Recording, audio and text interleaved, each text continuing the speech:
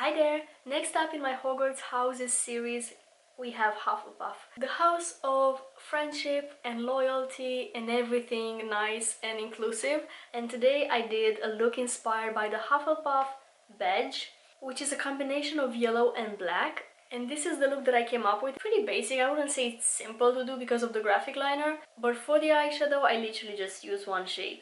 And by the way, for this look I didn't use foundation, which I feel like it's becoming a habit again. I'm excited for that because I really love this complexion. But anyways, let's get into the tutorial.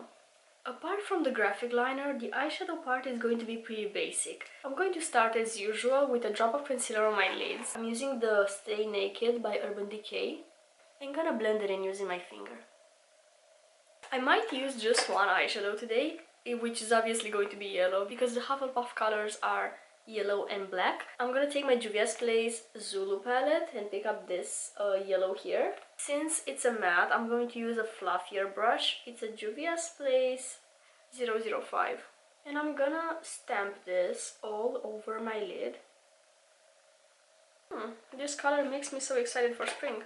I'm gonna build up the shade upwards, starting at the base of my lashes because I want the most intensity to be here, and then fading upwards. And then I'm gonna diffuse my crease with it. Well, this is not really the right brush for the crease, so I'm going to pick up another one. This is a Juvia's Place 006. I'm gonna blend out this crease area. Now I just realized that I made a graphic liner for Ravenclaw as well. Is that a problem? Because I don't know what else to do. Well, never mind.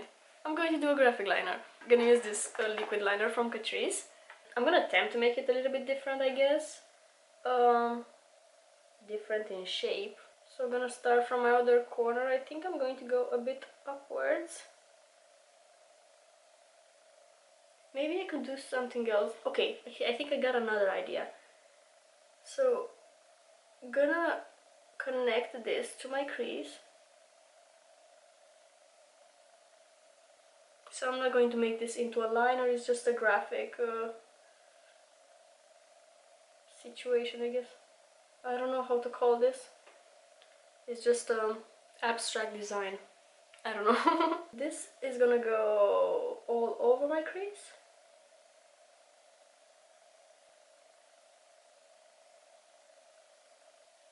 My eyeliner is a little bit dry, so it makes things a bit harder. Yeah, I actually love that.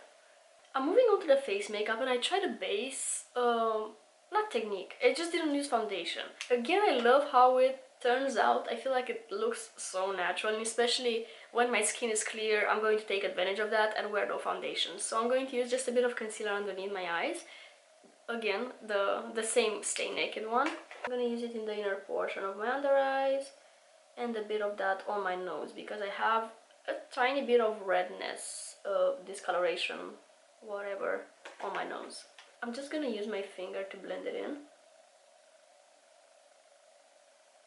This shade is perfect for me when I'm using no foundation. I want a concealer that's in the same shade as this one, because I don't know if I'm going to repurchase this one. I was gonna try the L'Oreal one because everyone says how that is amazing, and I want to try other formulas as well. So I'm gonna need to set this with a bit of translucent powder. I'm going to use this Too Faced Peach Perfect one. I'm going to pick it up on a blending eyeshadow brush. When I'm not using foundation, I feel like using less of everything. So this is a little bit less powder than I would normally go for. When I'm speaking while applying this powder, I can taste it. It kind of flies into my mouth and it tastes like chemically peaches. Oh my god, Too Faced. I don't know what they're doing with their products. Next I'm going to apply bronzer, and this might be the most beautiful bronzer I've ever owned. It's the Catrice Sun Lover. It's in the shade 010. It has shimmers in it. I do enjoy a shimmery bronzer, but the color, the tone of it is just so beautiful. I only used this yesterday without any blush, and I don't know, I was just looking at my cheeks the entire day. I never do that.